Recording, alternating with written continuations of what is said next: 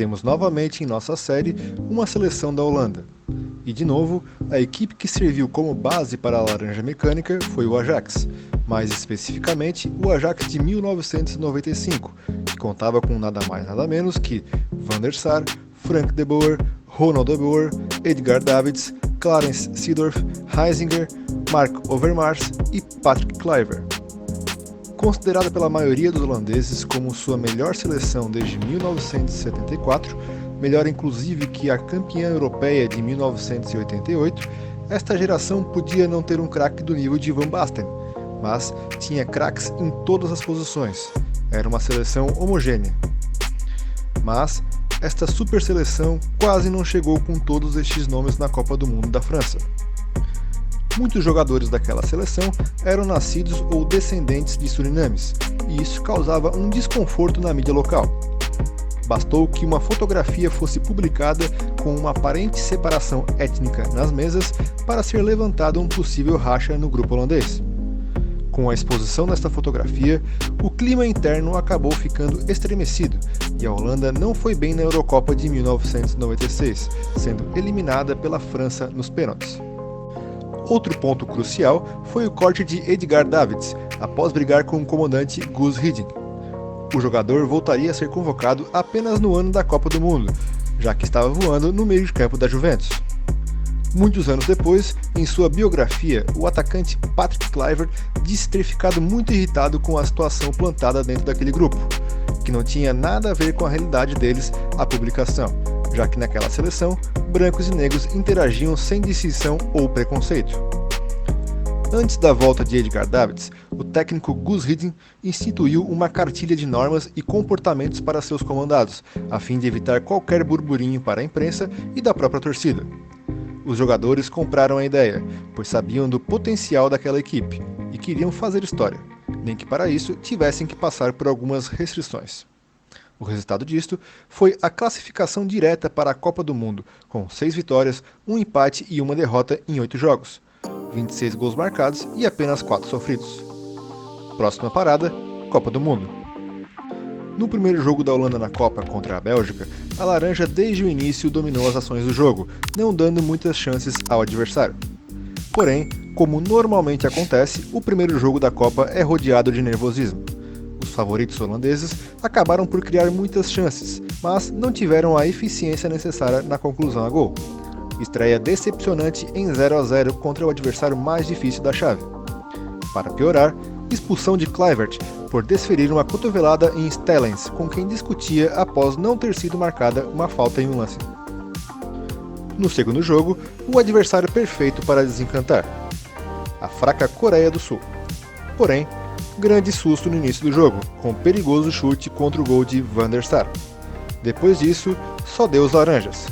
Cocu e Overmars deram uma tranquilidade maior na ida ao intervalo, com 2 belos gols. No segundo tempo, show da Holanda, 5-0 e mais 2 belíssimos gols da Laranja, que não era mecânica, mas que encantava o mundo. A equipe de Guus Hiddink chegou para o terceiro jogo mais solto, sem o nervosismo da estreia e tampouco com a responsabilidade de mostrar um bom futebol. Ambos já haviam sido deixados para trás. Apesar de amplo domínio dos holandeses e várias chances desperdiçadas, acabaram por permitir o empate aos mexicanos, aos 49 do segundo tempo, empate que também classificaria os latinos, 2-2 e vaga garantida. Para a segunda fase, a Holanda teria o retorno de seu matador Kluivert, mas quem marcaria o primeiro gol seria Dennis Bergkamp, grande destaque holandês naquela Copa. Porém, do outro lado tinha a fortíssima Iugoslávia, que empatou o jogo e ainda teve a chance da virada em um pênalti que foi chutado na trave. O jogo era truncado, porém, aos poucos a Holanda foi tomando as rédeas do jogo e empilhando chances desperdiçadas, até sair o gol salvador de Edgar Davids em chute de fora da área. Edgar Davids, que era preterido até o início daquela Copa do Mundo. Nas quartas de final, teríamos o melhor jogo daquela Copa até aquele momento. Holanda e Argentina tinham uma safra de ótimos jogadores. Os hermanos contavam com o ótimo goleiro Roa, o zagueiro Ayala, o interminável lateral Zanetti, Ortega armando as jogadas e no ataque Cláudio Lopes e Batistuta, o batigol. um jogaço que encaminhava para a temida prorrogação para os holandeses. Até aquele momento, 1-1. Eis que, no último minuto do jogo, Frank de Boer, um zagueiro com qualidade de meio campo, dá um lançamento de trás do meio de campo para Dennis Bergkamp. O atacante, marcado por Ayala, precisou de 3 toques na bola para fazer história. Ele domina já dentro da área e, com apenas mais um toque na bola, coloca entre as pernas do defensor e finalmente dá o último e derradeiro toque na bola, para vencer Roa e fazer um dos mais belos gols da história de todas as Copas do Mundo. Novamente, a seleção holandesa chegava entre os 4 melhores times da Copa, mas havia uma tristeza no mundo todo. Em exceção dos franceses e croatas, a semifinal entre Holanda e Brasil era tida por toda a mídia e torcida mundial que deveria ser a grande final. O palco e a fase foram trocadas, porém todos tinham razão. Foi um jogo digno de final. Quem esteve no Velodrome, ou até mesmo assistiu pela TV, foi agraciado com talvez o maior jogo da história de todas as Copas. Após um primeiro tempo muito estudado, o que se viu foi um show. Futebol ofensivo, times buscando o gol de forma incessante, tabelas, dribles, defesas.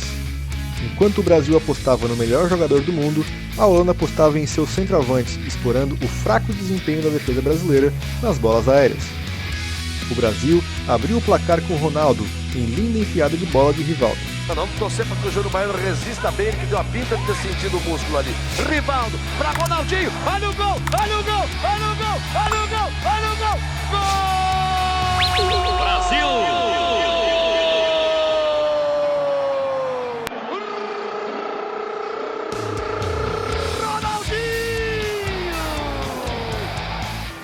E a Holanda empatou no finalzinho em cruzamento na área e gol de cabeça de Kluivert, em sua especialidade. Vem por baixo Dunga, na força, não deu, Roberto mal posicionado, Ronald de Boer, olha o cruzamento! E aí a Holanda foi lá naquilo que a gente chamava atenção, no toque de cabeça na jogada brasileira. Dessa vez não deu para Tafarel. O jogo vai para a prorrogação e as equipes continuam atacando de forma incessante. Qualquer equipe que ganhasse aquela partida antes das penalidades seria justo. Ninguém queria que aquele jogo acabasse. Os holandeses estão até hoje pensando no chute cruzado de Patrick Kluivert, em um dos lances iniciais da prorrogação que se iniciou. Tafarel vencido no lance e a bola passa triscando o poste esquerdo do arqueiro. Seria o famoso gol de ouro. Mas queriam os deuses do futebol que aquela disputa fosse para os pênaltis e que novamente os holandeses perdessem nesse tipo de disputa. Um país devastado por essa eliminação. O lugar de direito da Holanda era no mínimo o Stade de France, contra a seleção anfitriã. O baque foi tão grande para aquela super seleção que acabaram derrotados na disputa do terceiro lugar. Mas o terceiro lugar não importava para aquela seleção, que até hoje ainda não conseguiu alcançar a glória máxima no futebol. Será que a nossa geração vai finalmente ver a seleção da Holanda campeã do mundo?